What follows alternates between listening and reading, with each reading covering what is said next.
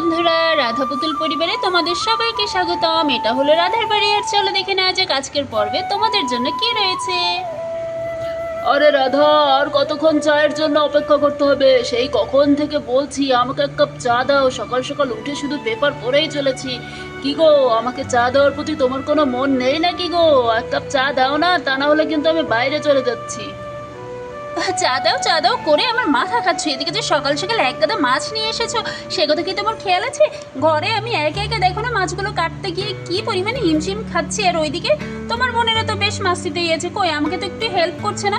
আমার গুড্ডুটাও ওখানে আছে। আমার কিন্তু খুব বিরক্ত লাগছে। শোনো, তুমি বাইরে থেকে চা খেয়ে এসো। আমার না আর এই মাছ টাছ কাটতে ভালো লাগছে না। সকাল সকাল রান্না করবো, তোমার মাছ কাটবো, চা করবো, নাকি ওইদিকে গিয়ে ওদের সামলাবো?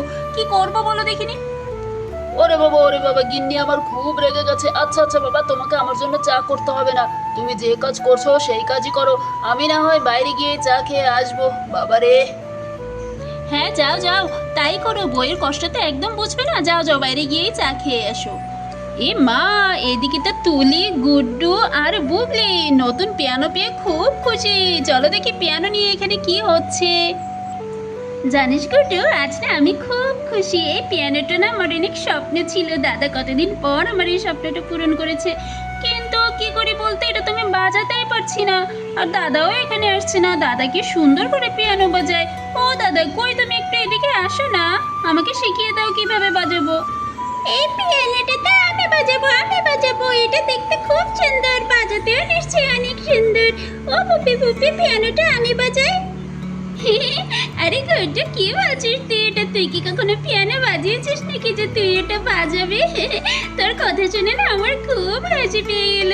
তুই যখন তখন যা মনে আছে তাই বলিস, এটা তো আমি বাজাবো, দেখে নিস। আমি না আঙ্কেলের কাছ থেকে শিখে নেব, তারপর আমি সুন্দর করে বাজাবো।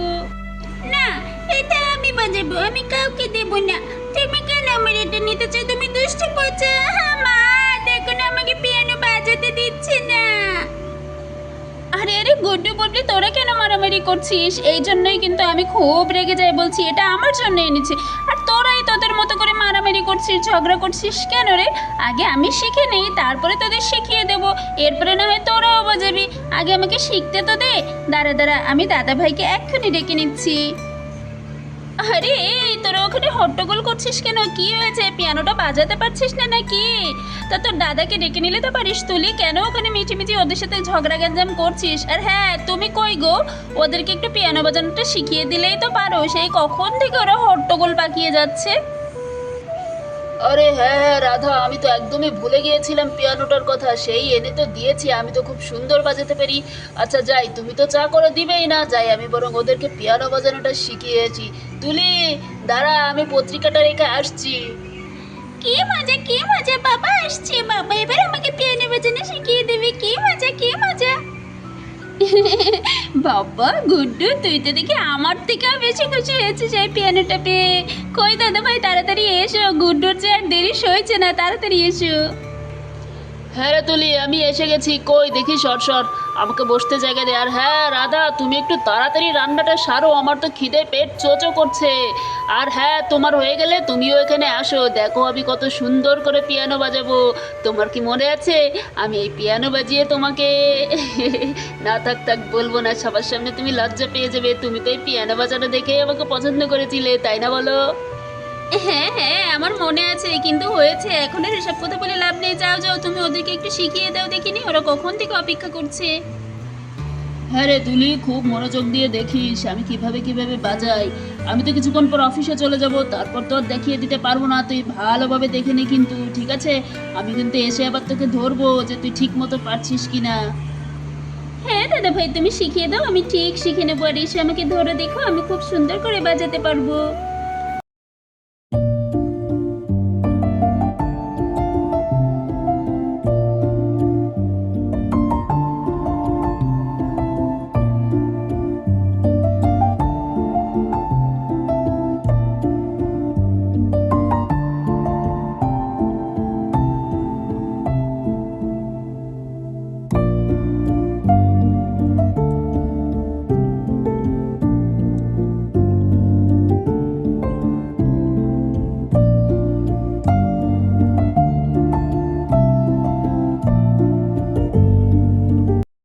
অনেক হয়েছে বাবা, সকাল থেকে শুধু পিয়ানো গান এই সেই, ওদিকে যেমন রান্না বাকি কি, এখন কি আর কারোর পেট চো চো করছে না?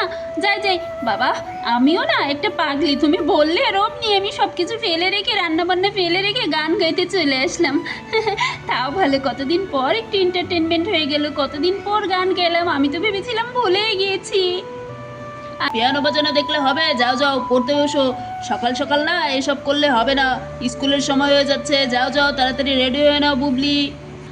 আর হ্যাঁ তুলি, তুই কিন্তু এই পিয়ানোটা নিয়ে যাস, বুঝেছিস? এখানে রাখলে না আমার বাচ্চাদের পড়াশোনায় অসুবিধা হবে, তুই অবশ্যই এটা নিয়ে যাস। আর হ্যাঁ, যতটুকু দেখিয়ে দিলাম ভালোভাবে বাজাস। আমি তাহলে অফিসে চলে গেলাম। রাধা, আমি সকালে কিছুই খাবো না, আমি দুপুরে এসে খাবো। তুমি যাও এখন গিয়ে রান্না করো ধীরে ধীরে। আচ্ছা আচ্ছা ঠিক আছে গুড্ডুর বাবা, আমি ধীরে ধীরে রান্নাটা সেরে নিচ্ছি। আর তুলি, হ্যাঁ তোর যদি পিয়ানো বাজানো হয়ে যায় তাহলে তুই আমাকে একটু সাহায্য করতে চলে দেখিনি, আজ অনেকগুলো রান্না করতে হবে, বাড়িতে মেহমানও আসবে, তাড়াতাড়ি কর। আর বুবলি, তোর স্কুলের সময় হয়ে যাচ্ছে, তাড়াতাড়ি স্কুলে যাওয়ার জন্য রেডি হয়ে নে, তোর বই খাতাগুলো আমি ওইখানেই রেখেছি। যাও যাও বুবলি দিদি, তুমি স্কুলে যাওয়ার জন্য রেডি হয়ে যাও, ততক্ষণে তো পিয়ানো নিয়ে আমি খুব মজা করবো। যাও যাও স্কুলে যাও। আরে গুড্ডু, অত হাসিস না, আমি যাচ্ছি যাচ্ছি স্কুলে, থাক তুই তোর পিয়ানো নিয়ে। এই বলে বুবলি সেখান থেকে চলে গেল।